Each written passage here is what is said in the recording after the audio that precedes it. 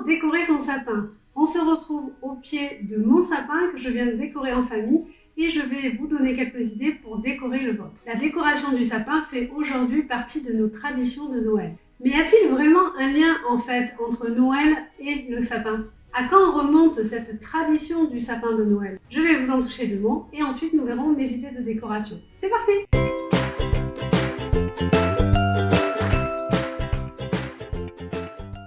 Je suis Elodie Pétard, décoratrice d'intérieur. Dans mes vidéos, vous retrouvez des conseils et des astuces pour tous ceux qui aménagent leur intérieur. La décoration du sapin de Noël est vraiment un événement spécial. On adore avec ma fille mettre plein de musique traditionnelle de Noël et sélectionner attentivement les décorations qui viendront se placer sur le sapin. Dites-moi en commentaire si de votre côté, dans vos familles, c'est également un moment spécial ou bien alors si vous angoissez parce que vous ne savez jamais vraiment de quelle allure va avoir votre sapin et comment vous allez le décorer. Savez-vous que le plus important dans un sapin de Noël, c'est qu'il soit bien illuminé avant même de choisir les décorations? Voici quelques faits historiques qui vont vous faire comprendre pourquoi. Direction l'Europe du Nord, plus précisément en Lettonie, où on va trouver le premier sapin qui a été coupé puis déplacé sur une place de marché. Il a été illuminé, décoré et quelques jours plus tard, il a été brûlé sur place. Ce n'était pas à proprement parler un sapin de Noël, mais plutôt une action publicitaire qui a permis à une association de marchands d'attirer plus de clients sur leur marché extérieur en plein hiver. Le fait qu'il soit illuminé et décoré était pour eux un véritable atout pour attirer du monde sur leur marché. Cette tradition païenne gagna progressivement tous les pays de l'Europe et on vit en 1539 un premier sapin exposé à côté de la cathédrale de Strasbourg en Alsace. Il faudra finalement attendre plutôt vers 1850 pour que le sapin devienne vraiment le sapin associé à nos festivités de Noël. Et qui mieux que la reine Victoria en Angleterre pour jouer le rôle d'une super influenceuse. La famille royale cette année-là se trouva illustrée dans le magazine Illustrated London News qui montrait cette famille autour d'un sapin illuminé et richement décoré. Et la mode du sapin Noël était lancée en 1850. À partir de ce moment-là, le sapin arrive à l'intérieur de toutes les maisons du monde entier. La principale source d'illumination était les bougies, les petites chandelles blanches qui étaient allumées dans les sapins. Vous comprendrez très vite que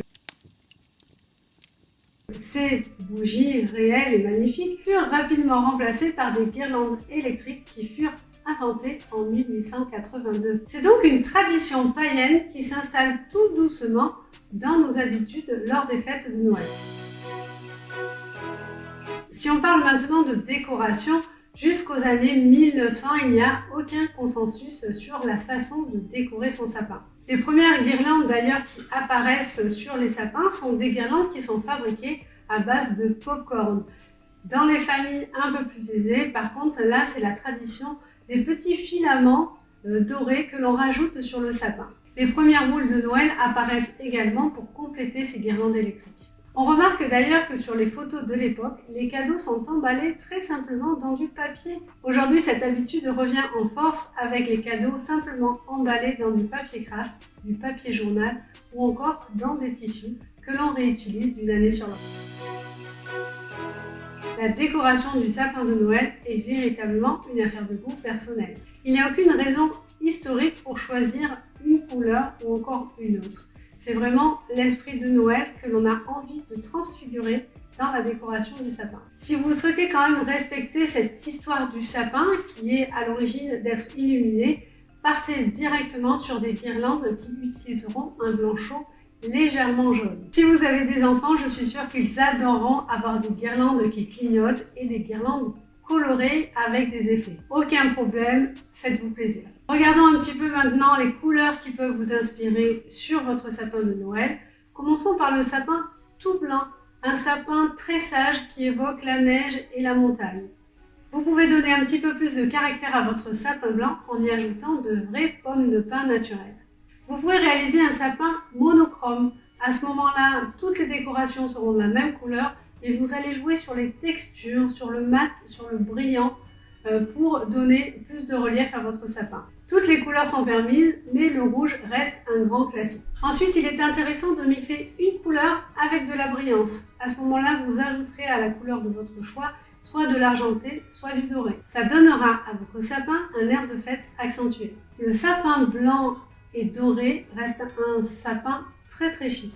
Soit vous pouvez le laisser très épuré avec seulement quelques décorations, soit vous allez le charger en boules, en rubans, en décoration pour lui donner un caractère très généreux. Vous pouvez choisir également de ne pas mettre de couleur, mais de mixer le doré et l'argenté pour aussi un effet très chic et très festif. J'aime aussi beaucoup l'idée de rester très simple et de faire un sapin très naturel en faisant sécher des tranches d'orange que l'on va ensuite installer dans le sapin comme des boules de Noël et ensuite ajouter quelques touches de blanc que l'on peut apporter par les décorations ou encore en reprenant l'idée de ces anciennes guirlandes de popcorn. Vous ferez ainsi un sapin avec des décorations 100% comestibles. Pour les plus audacieux, vous pouvez aussi utiliser des couleurs qu'on voit moins souvent sur le sapin. Je pense au rose, je pense au bleu, au violet peut-être. Faites-vous plaisir et sortez un peu de l'ordinaire, du traditionnellement visible dans les sapins de Noël. Vous pouvez aussi faire un sapin multicolore en utilisant plein de couleurs pour un effet très vitaminé dans votre décoration de Noël. Si vous n'avez pas encore de décoration de Noël, voici mon astuce, je vous conseille d'aller voir les ressourceries. Vous allez trouver plein de décorations de Noël, elles sont parfois d'ailleurs rangées par couleur et vous pourrez en acheter une quantité importante à un prix vraiment réduit. Vous voyez que les choix de décoration de votre sapin se font à l'infini, il n'y a jamais de fausses notes. Qu'importe le style que vous allez donner à votre sapin, le plus important c'est ce que vous mettez derrière. C'est le démarrage des préparatifs de Noël, ce sont des moments en famille et c'est ça le plus important. Donc faites-vous plaisir, pas de pression avec la décoration du sapin de Noël. Si cette vidéo vous a plu, n'hésitez pas à vous abonner à ma chaîne pour recevoir les conseils que je propose toutes les semaines et lâcher des petits pouces de Noël. Je vous souhaite de très bonnes fêtes de fin d'année en famille et je vous retrouve la semaine prochaine avec une nouvelle vidéo avec sans doute des conseils et des astuces qui vous aideront à aménager votre intérieur. Ciao les amis!